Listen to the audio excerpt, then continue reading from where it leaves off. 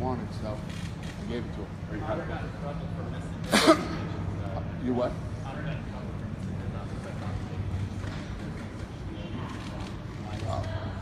You know, listen. Like I said, you know, there's so many different fighters that I have to deal with different egos, personalities, and whatever it might be. You can't miss a press conference. Ronda asked to, you know, from the day that this fight was made, she said, "I'll do press. I'll do press leading up to the event," and you know, she went and did the talk shows and did all that stuff, and this is the way she wanted to do it. So I said, okay. Is there any rumor that she might have a quick turnaround that she wins? I don't know. We'll see how this thing plays out and go from there. You're not happy about this though, right? Like this is not an ideal circumstance. No, it's definitely not ideal. It's what she asked for, you know. And I said, like I said, back in the day, Ronda would literally do anything we asked her to do, anything. And if the guys wouldn't do something, she would pick up the ball and do it herself. So for her to ask for something like this, how can I say no to that? You know, she's done a lot. Done a lot. Dana, are you concerned that you're coupling that though with the fact that the fight's on a Friday? Like by combining the two, is that? There are a lot of things that suck about this. Yeah, it's you know, yeah, we're in a pretty crazy position, but you know, she's one of the greatest ever to do it. She's done a lot for this company. She's done a lot for the sport. She's done a lot for women in the sport, and this is what she asked for. So she's never asked for much. She asked for this, and we said yes. Well, she's being never keep doing this if she wants to for another fight? No. This is a one and done. Will she speak after the fight? Did what? Will she speak after the fight, though? Did what? Is Ronda gonna speak after the fight? I assume yes, she will. Yeah. Well, have you talked to her? And Is what? As far as the union's not participating, is that something she likes to do, or do you guys decide to want to keep her out? Yeah, you know, there was a lot of talk about, you know, Amanda wasn't represented in the videos and the commercials and all the things that we did. You know, there's only so many dollars you can spend to promote a fight. So obviously, you know, if you have to go with, is it Ronda heavy? Absolutely, it's Ronda heavy. It absolutely makes sense. If Amanda Nunes wins on Friday night, everybody will know who Amanda Nunes is. But as far as her not doing the media day and that sort of thing, did she elect to do that, or you guys? No, this is just like a, you know, it's different. It's like something we've never done before. It is what it is. Dana, there's rumors that Friday night is Mike Goldberg's final UFC. Is there any truth to that? That Mike Goldberg's final UFC is this Friday? Is that true? Or? That is true. So what's the deal? Like, did he decide to leave, or are you like who's being? You know, when these kind of things happen, I'd rather not talk about it. You know what I mean? If Mike wants to talk about it, ask Mike. Do you know who's going to replace him? I do. Can you tell us? Well, listen. You know, we have, you know, we have guys right now from Anik to, you know, several fighters who are involved in the. But I've had a plan for a couple of years now that I've been waiting for it to play out. It's now playing out. So We just can't know yet. when it all comes together. So will this be your plan by 208? No. Probably by July, if everything goes my way. so have you talked to Ronda? Because like the great question everybody's asking is how is she doing? Because nobody knows anything about her. Yeah, What I've can you talked tell to her us every about day. She's great. She's very good. her mind? Her everything. Her everything is good. She's ready to roll. She's ready to fight. She's in a great mood. Yeah, it's all good. Will she be doing fight squad meetings? Well, what? Will she do like a press conference afterwards? I assume she will, yeah. Is there a concern in your mind that this perhaps opens the floodgates for a fight with Conor or John Jones and maybe turn it into the same Listen, fight? Ronda Rousey's done a lot. Done more media than anybody ever in the history of this company. Major media that nobody else could get, and she did it all. And this is something she asked for. And you are partners of the UFC haven't flown to see him yet. What is the status of that request and/or potential meeting? Yeah. When Conor's ready to talk, he knows why.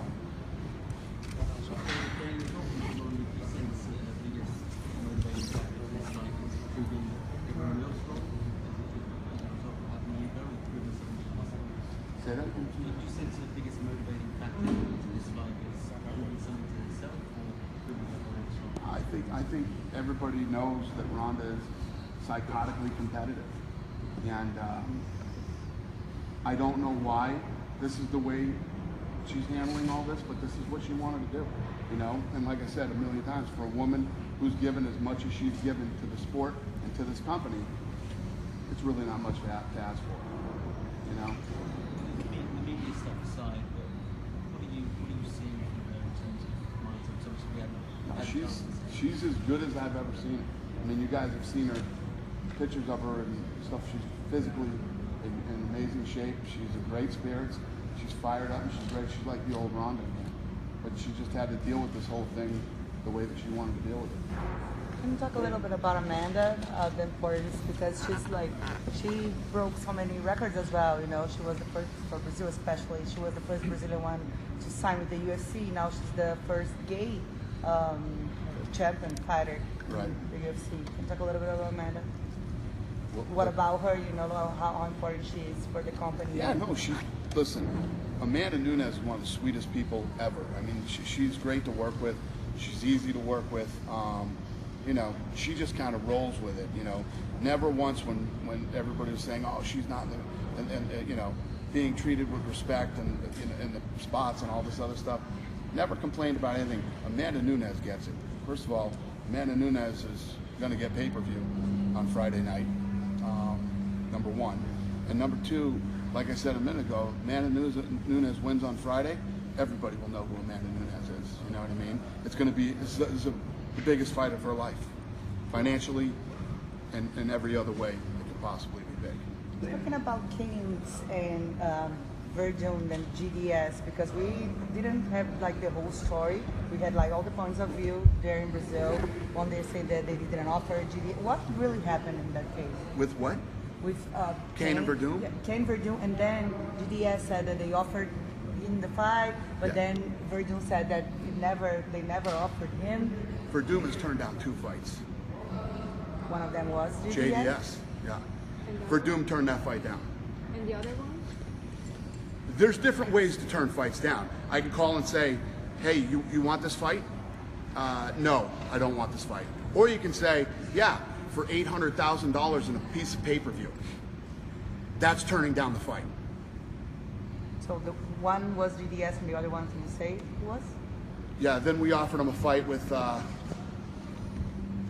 think, Alistair Overeem in Brooklyn. And he turned that down, too. Did you say why? Oh, he didn't. Then have you talked to Kane since this whole situation, and how is he holding up? Because I know he's a little frustrated. Talk to who? Kane Velasquez, after what happened, him being pulled off the card. Why is he frustrated? Well, obviously he wanted to fight, and the interview came out. And Sounded like in the interview. Sounded like he really wanted to fight. Read the interview. Doesn't sound like he wants to fight to me. When you're a fighter and you do an interview days before a fight and say, you can't stand for 10 minutes. That's insanity. First of all, it's the best organization in the world for fighting. He's fighting one of the best fighters on earth, and that fight lasts 15 minutes. And if you can't stand for 10 minutes, what are you going to do in a fight against one of the, you know how irresponsible it would be, not only for the UFC, but for any athletic commission to allow that fight to happen? It absolutely makes no sense, you know? And I love Kane. Kane's one of the nicest guys you'll ever meet. But if you read that article, it does not sound like he wants to fight. So you think he kind of was looking for a way out? I think that that interview happened, and I think he was honest. Maybe he didn't really think that would happen, that you know what I mean? Every fighter, I mean, you guys have been watching these fights for 16 years. Every time a guy loses a fight, he gets up there and goes, yeah, my back is broke. Oh, I blew my knee out 2 weeks ago. I twisted my ankle after the fight. You say, you know what I mean? If you go in before a fight saying those things, you will be taken out of the fight. He said he had surgery scheduled and the UFC knew about it. He said what? He had the surgery scheduled after the fight and he let the UFC know about it. That's right. So his doctor said he had a surgery. He was dealing with pain, which is completely normal for the injury. He was dealing with pain and he was just going to have the surgery after the fight. What he didn't say is, I can't stand for 10 minutes. You know, I can't do this. And even Jeff Davitsky was there, said he was having trouble sitting up and standing down. Standing up and sitting down at the doctor's office. So there's no way in hell that guy should be fighting right now. Is Verdun gonna get the purse or like any money from this? Or Is what? is Verdun gonna get his payment for the purse for the fight? Why would you get the payment for the purse if you're not fighting? I'm just asking because the fight. Don't go to work for a month and see if they pay you. What's next for Verdun? When it comes to Rodman, do you think she improved her striking? Because against Holly Holm, she needed to improve her striking movements. So do you think she did that? I hope so. I'm not a coach, but I hope she did. That would be a good idea. What do you make of her sticking with Edmund despite her mother speaking out against it and all the troubles he's had this past year? Well, the thing is, you know, in my opinion of it, you know, nobody was complaining about Edmund when she was on a tear, beating people in record time, you know, and then she loses the fight, and you know, that's when everybody starts pointing the finger and saying she shouldn't be there. That's her decision. You know what I mean? She's a grown woman. She's intelligent. She knows what she's doing. So, Dana, any imaginable way at all, Floyd and Conor get in the ring? Any scenario? Listen, I stopped saying never. Who knows? But highly unlikely. You know what I mean? I think that, I say it all the time, look how long it took for Pacquiao and Mayweather to happen. Those guys were in the same sport. So, 2 more questions. there's nobody better. No, I'll stick around. There's nobody better at staying relevant when they're not doing anything than Conor or Floyd. They're both masters. Does that hurt you, the fact that people keep talking about this? Nah, listen, it did bother me until I bumped into 50 Cent and he told me that Floyd really wanted to fight him. You know, he said, no, I'm telling you, he wants to fight him. Whatever. Do you think the win by Wanda on Friday secure her as the greatest women's martial artist, hands down, no debate, she gets the belt back again? Well, I think that that's the case right now anyway. I mean, if you look at how many times the belt has changed hands since she lost it, you know, she still is, you know, right now. Amanda Nunes has the opportunity, you know, to win on Friday night and then continue to, you know, defend the title and make a name or a mark for herself. So we'll see how that thing plays out. And you see her sticking in the past 2017, win or lose. And did what? I see her sticking past 2017. Yeah. She's gonna. What about the Well, reports? if she loses, I don't know what she's going to do. If she wins, yeah. What about the reports about Habib and Tony potentially fighting in Russia? I'm not sure what time that would be, but also for like an interim title. Yeah, that's not true. No, that's true? No. What about the interim title part? What I did say, yes, that's true. So we were trying to make that fight. Tony said he will not do that fight unless he makes the same exact money that Khabib makes. Khabib has a different deal. So that ain't happening. So count that one out. And it was never supposed to be in Russia. What I said was, we're doing a lot of things in Russia right now. And the next time Khabib fights, I'll do a press conference in Russia. You make the case that why can't Tony ask for the same amount? What is? He has a contract that he just signed. How long ago? You know? How long ago? Was that it? There's a thing where these guys, I honor every contract, no matter what it is. I get into some shitty deals too. You know what I mean? You got a guy that's making tons of money, but he was a champion, and that was the deal I cut. I cut that deal, and I signed it, and I gotta live with my deal. You know what I mean? And if you ever see some of these older guys, whether it be Dan Henderson, whose numbers piss everybody off for some reason, right? All the fighters are pissed off about Dan Henderson. Dan Henderson's been in this sport for 100 fucking years. You know what I mean? And the guy has a couple fights left. So should I cut him and cut his contract in half? Oh, might be the last deal the guy ever has. And it was the last deal he ever had. You know what I mean? This is one of those businesses where you don't look at Dan Henderson and go, guy was a fucking pioneer. Guy was a animal, would fight anybody, anywhere, anytime. Good for him. It's good to see Dan Henderson make some money. No, I go, what I get from these guys is, did you see what fucking Dan Henderson made? Dan Henderson sucks. There's no way. And this is the shit that I get with these guys. You know what I mean? I'm like, listen, if you can stick around as long as Dan Henderson has and fight the guys that Dan Henderson has, then maybe you'll be making Dan Henderson money too. You know? But when you sign a deal, you honor your deal. You know? Or you at least get to a point, you know, because most guys never make it to the end of a UFC contract. They'll get within 3 fights, and then we want to sit back down and start talking, right? You can say, no, I don't want to sit down and talk yet. I'm gonna ride this thing out. Ben Henderson did it. The other kid, huh? Roy McDonald. I wasn't thinking him, but yes, Roy too, and huh? Yep, Lorenz, all these guys. I mean, ride the thing out, and become a free agent, but honor your deal. I have to honor all my deals. Imagine if I didn't honor a deal, you guys would be fucking all over me, man, right? Oh my God, he didn't honor that deal with this guy.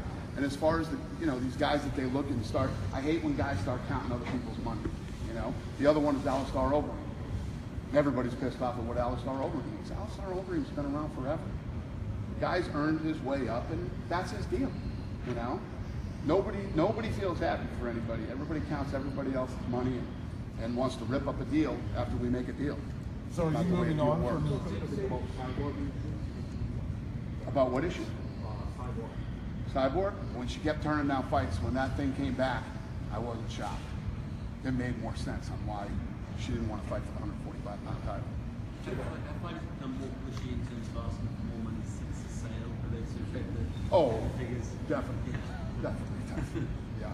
Do you have a comment about Josh Barnett as well? I mean, I know he's still in the potential stage. I don't know enough about it yet. I know it happened yesterday, but I don't know enough about it. Call Nowitzki. Nowitzki will have all the information. What's the clarification on Conor's schedule? When do you expect him to fight? Conor, the last conversation that Conor and I had, he was taking 10 months off. So everybody keeps talking. I'm not even thinking about Conor.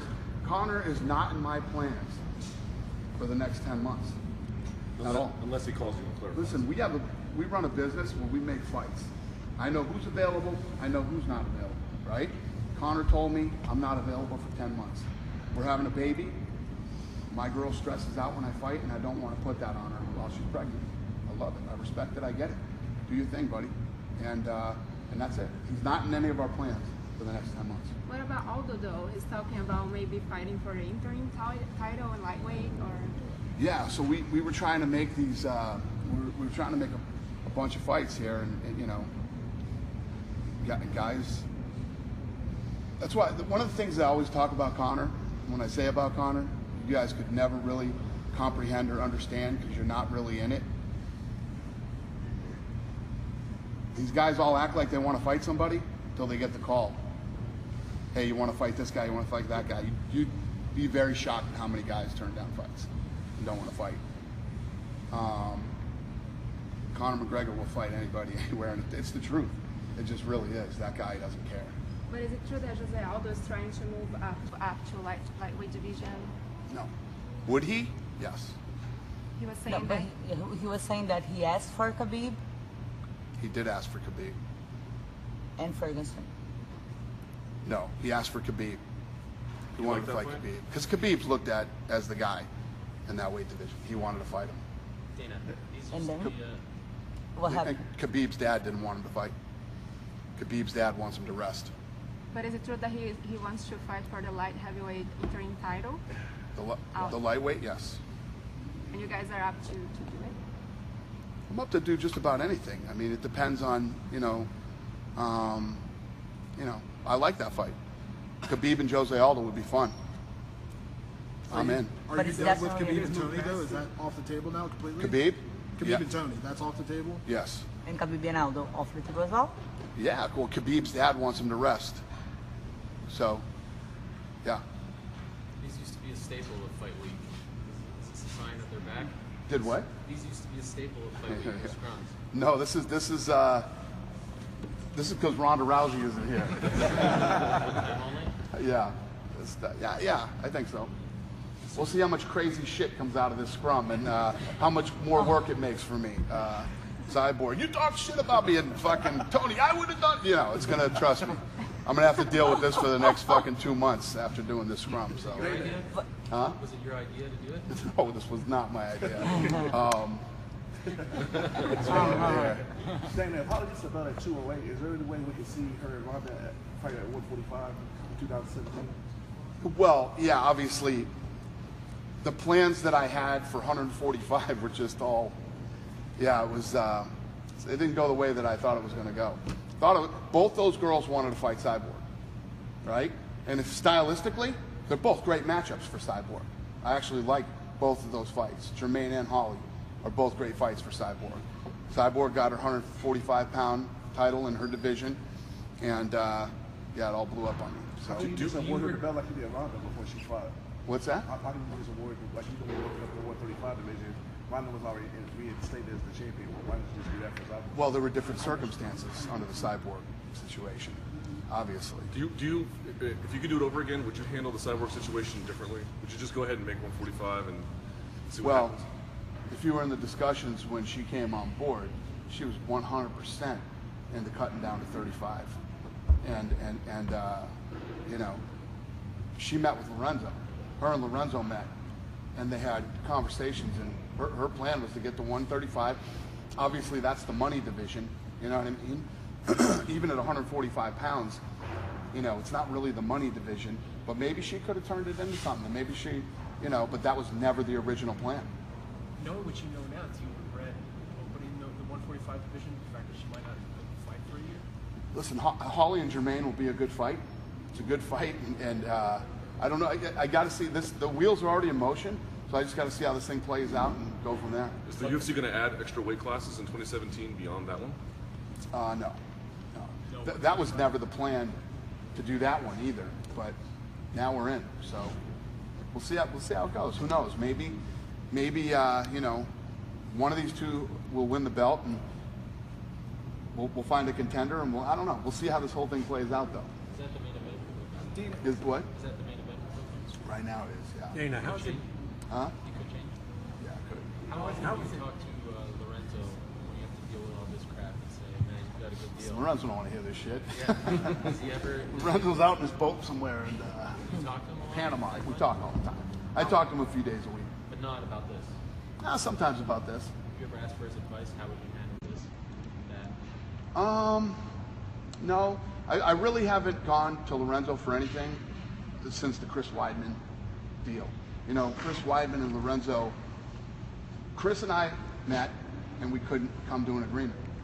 And he felt that he and Lorenzo had been further down the road on talks about a new deal. So I thought it was only fair for him and Lorenzo to finish it. So I called Lorenzo and I said, listen, the right thing to do is for you to finish this deal with Weidman. I said, do what you want to do and I'll honor it. But don't get crazy, man. Don't get crazy. And he got it done. He got it done. Chris literally left dinner with me in New York, flew to Lorenzo's house, hung out with Lorenzo for a while, and then flew back to New York. And we had a deal.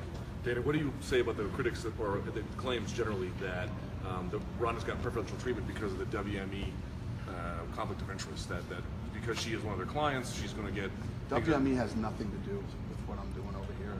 Listen, WME is obviously, you know, the new owners of this thing and whatever, but it's not true. I'm still doing everything. Ari Emanuel and Patrick Whitesell are not involved in anything to do with the fights that are being made.